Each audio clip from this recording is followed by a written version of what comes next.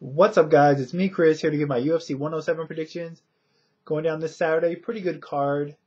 Um, it would have been better if the original headliner of Rampage and Rashad was on it, but unfortunately, Rampage went on that very brief retirement because he was filming the A-Team movie, but guess he's coming back. So hopefully we'll see that fight eventually. Unfortunately for the Memphis fans, they don't get to see their hometown hero in action this Saturday. Does have a good main event, though. Going to go over the other card real quick here. Kevin Burge versus TJ Grant. Striker against the ground guy. I'm going to go with Kevin Burns by decision. DeMarcus Johnson versus Edgar Garcia. DeMarcus was on The Ultimate Fighter last season. Season 9. Pretty good. Actually made it to the finals, but lost to James Wilkes. I'll go with DeMarcus to win this fight by split decision. Husmar Palhares against Lucio Linares. Never seen Linares fight. I believe this is his UFC debut.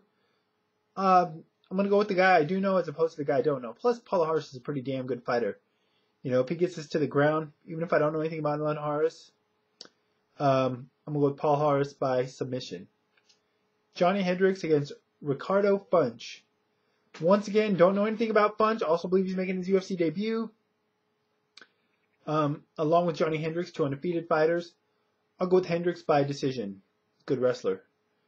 Shane Nelson, Matt Wyman. I'm going to go with Matt Wyman. Nelson coming off that loss to Aaron Riley in the rematch. Riley didn't look so good in his fight against Ross Pearson. Wyman is a pretty good fighter. I'll go with Wyman by decision here. Alan Belcher against Wilson Govea. This is a fight between two fighters that are very hot and cold. When they're on, they're really impressive. But when they're not, they're very inconsistent. Let's just say that. When they're not, you really just question what's going on with them. Standing, I'd say Belcher's a little bit better. On the ground, give the edge to Govea. Both are capable in the other realms as well. I'll go with, like I said, these guys are inconsistent, so it's really hard to, go based on their track records. I'm going to go with Wilson Govea by decision. But, as long as he doesn't gas, he has a problem with his cardio usually, especially late in fights. So if he doesn't gas Govea, I'm going to go with Govea by decision. But it should be actually a pretty good fight, though. Regardless if these guys aren't the most consistent fighters, they are good fighters. On to the main card. First up, Paul Buentello making his UFC return against Stefan Struve. He's coming off that triangle win over Chase Gormley, I believe. Buentello, they don't call him the headhunter for nothing. This guy likes to stand and trade. Struve, more of a submission fighter, real tall guy.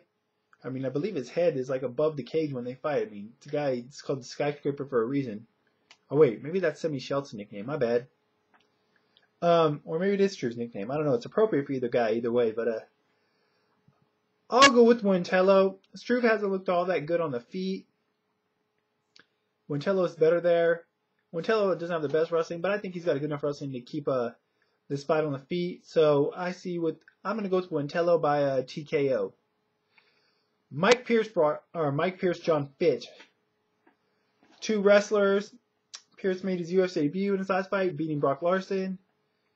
Fitch coming off the win over Paulo Thiago, unanimous decision. Got to go with Fitch. Both wrestlers, but as far as, what I believe, until proven otherwise, John Fitch is the better fighter. So, considering the fact it's a fight between two wrestlers, I expect to go to decision. Most of Fitch's fights do, so I'll go with John Fitch by decision here. Kenny Florian against Clay Guida. Alright, this should be a good fight. Top lightweight against one of the lightweight mainstays and one of the division's more exciting fighters in Clay Guida. Kenny is coming off that loss to BJ Penn, where he challenged for the title. Before that, he had the win over Joe Daddy Stevenson, rear naked choke. Clay is coming off the split decision loss to Diego Sanchez. One of the better fights of the year by far. More exciting fights. Before that, he had the split decision win over Nate Diaz in one of the not so exciting fights. You know, this should be a really good fight. Hopefully it'll be exciting. It all depends on how Kenny decides to fight. His fight with BJ wasn't all that exciting for the first 3 rounds. Kenny's fight against Roger Huerta wasn't all that exciting. But, you know, Clay's a very aggressive fighter. Kenny's become more of a counter fighter. Somewhat reminiscent of Lyoto Machida in a way. Not as good, but somewhat reminiscent of that. You know, Clay is going to go all out as usual. Unfortunately, Clay's biggest deficiency at times is his over-aggressiveness and his submission defense. You know, being aggressive against a counter fighter such as Kenny is going to be detrimental to him. And not having the best submission defense is definitely going to be a problem against Kenny Florian, who's a Brazilian Jiu-Jitsu black belt. Expect a pretty good fight. But I am going to go with Kenny Florian to win this fight. I'm going to go with the submission.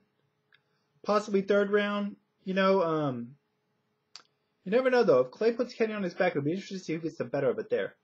Standing, I definitely think Kenny has the advantage there. I think Clay's got a slight wrestling advantage, but I definitely give the submission advantage to Kenny. Either way, I see Kenny winning by submission in sometime in the fight. Co-main event, Frank Mir against Chet Congo. Frank's coming off the loss to Brock Lesnar. Before that, he had the win over Nogueira. Chet is coming off the loss to Cain Velasquez, where he pretty much got dominated. Well, let me correct that. Actually, he did land a couple of big punches on Cain and dropped him, but wasn't able to follow up. You know, old school fight, striker versus grappler. Basically, it comes down to who implements their game plan. Frank gets us on the ground, he should win. Chet can keep us standing, he should win. You know, but who do I think is going to win? I actually think that Chet Congo has some, well, you know, he has decent Greco wrestling, but he doesn't have the best takedown defense. He does have a strength advantage and I believe a speed advantage on Mir, so maybe that'll be able to keep him away, but he just got took down over and over and over by Cain Velasquez. Not that Mir's on the wrestling level as Velasquez, but I'm going to go with Frank Mir here by submission. I think he's going to get checked down after taking a few leg kicks or whatever, but get him down and from there, slap on a submission, fairly short work. But don't be surprised if Chet catches Frank coming in with something and drops him and just finishes him off on the ground. It's definitely not out of the realm of possibility, but I'm going to go with Frank by submission. Main event, BJ Penn defending his lightweight title against Diego the Nightmare Sanchez. BJ coming off the rear naked choke win over Kenny Florian. Looked pretty damn good in that fight. Diego's coming off the split decision win, as I mentioned earlier, over Clay Guida before they had the win over unanimous decision over Joe Stevenson. This will be Diego's 3rd fight at lightweight since moving down. He's looked pretty good there. Hasn't looked quite as strong in the 3rd round cardio-wise as he has in the past.